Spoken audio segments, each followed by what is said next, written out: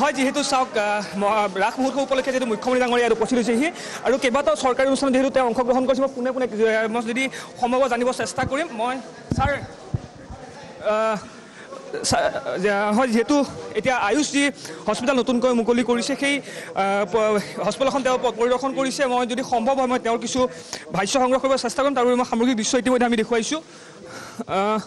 আৰু এয়া হৈছে বৰ্তমান সময়ত আমি মাজুলীৰ এই দৃশ্য দেখুৱাইছোঁ কিয়নো উন্নতিকৰণৰ ক্ষেত্ৰত যেহেতু এইখন চৰকাৰৰ এক বিশেষ ভূমিকা আছে বুলি ইতিমধ্যে ইয়াৰ যিসকল ৰাইজ আছে ৰাইজসকলে স্বীকাৰ কৰিছে আৰু দেখিবলৈ পাইছে বৰ্তমান সময়ত কেইবাটাও যেহেতু চৰকাৰী অনুষ্ঠানত তেওঁ অংশগ্ৰহণ কৰিছে আৰু অংশগ্ৰহণ কৰি বৰ্তমান সময়ত তেওঁ আয়ুষ হস্পিটেলত তেওঁ ইয়াত পৰিদৰ্শন কৰা দেখিবলৈ পোৱা গৈছে আৰু এয়া হৈছে বৰ্তমান সময়ত আমি মাজুলীৰ এয়া দৃশ্য দেখুৱাইছোঁ মুখ্যমন্ত্ৰী ডক্টৰ হিমন্ত বিশ্ব শৰ্মাৰ যেহেতু দুদিনীয়া কাৰ্যসূচীৰে ইয়াত মাজুলীত হেতুত উপস্থিত হৈছেহি আৰু সন্ধিয়া ভাগত তেওঁ আউনীআটী সত্ৰৰ লগতে দক্ষিণপাট সত্ৰতো তেওঁ উপস্থিত হ'ব আৰু ৰাস মহোৎসৱ তেওঁ তাত উপভোগ কৰিব আৰু দেখিবলৈ পাইছে বৰ্তমান সময়ত এক কথাত ক'বলৈ গ'লে সমগ্ৰ মাজুলী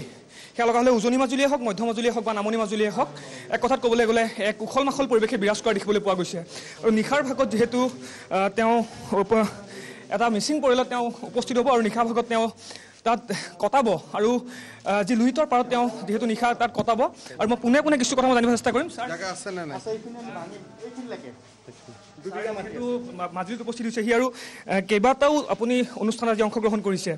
উন্নতিকৰণৰ ক্ষেত্ৰত আমি বিভিন্ন কথা পাতিছোঁ তেওঁলোকে এটা কথাই কৈছে যে বিশেষ ভূমিকা গ্ৰহণ কৰিছে এইখন চৰকাৰে কি ক'ব বিচাৰিব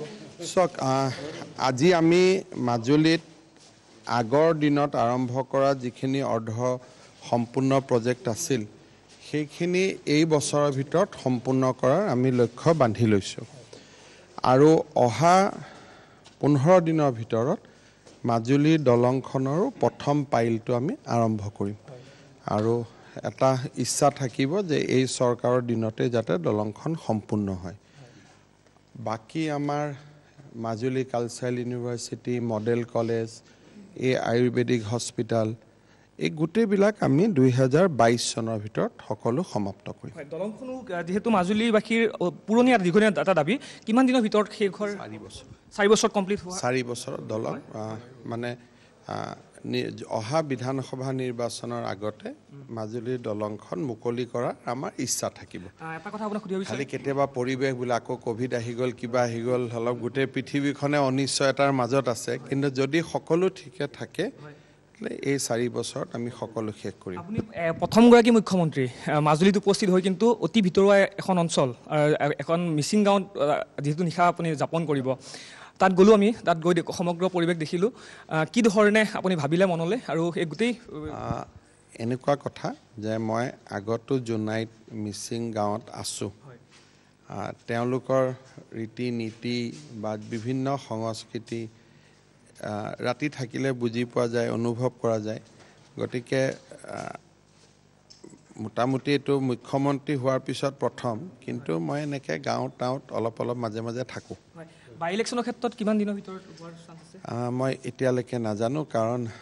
সাধাৰণতে এজন বিধায়কে পদত্যাগ কৰাৰ পিছত 6 মাহৰ ভিতৰত ইলেকশ্যন হ'ব লাগে এতিয়ালৈকে এমাহ হৈ গ'ল আৰু অহা 4-5 মাহত হয়তো হ'ব কিন্তু এই বিষয়ে মই ইমান খবৰ ৰাখা নাই যেতিয়া হ'ব ধন্যবাদ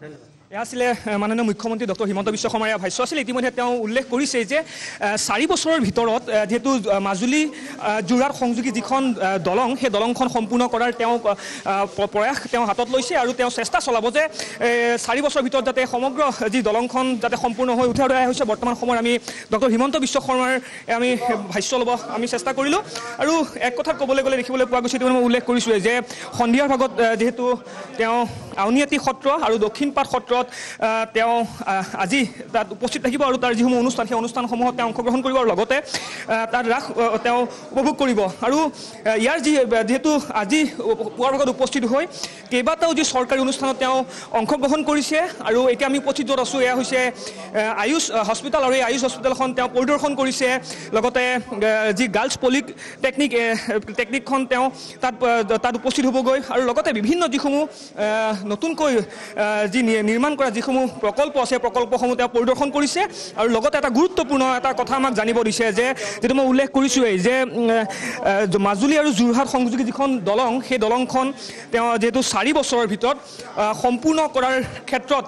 তেওঁ যেহেতু বিশেষ প্ৰয়াস তেওঁ হাতত লৈছে বুলি আমাৰ আগত জানিব দিছে আৰু লগতে তেওঁ ইতিমধ্যে আমাক জানিব দিছে যে এই দলংখন 4 বছৰৰ ভিতৰত সম্পূৰ্ণ হোৱাৰ লগতে বিভিন্ন যিসমূহ উন্নয়নমূলক বা বাকী যিসমূহ কাম আছে কামসমূহ কিন্তু নিয়াৰিকৈ কৰাৰ ক্ষেত্ৰত আৰু অতি সোনকালে কৰাৰ ক্ষেত্ৰত তেওঁ বিশেষ ভূমিকা গ্ৰহণ কৰিব।